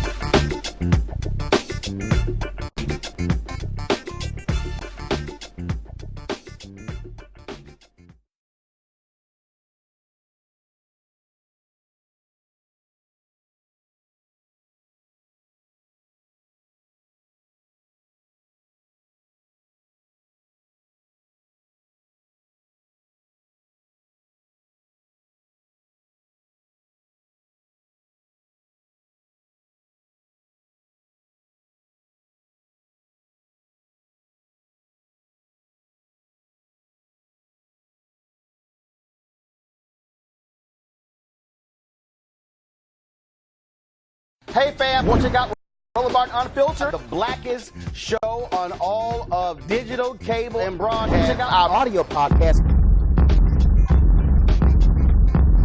There's only one daily digital show out here that keeps it black and keep it real. It's Roland Martin Unfiltered. Press play.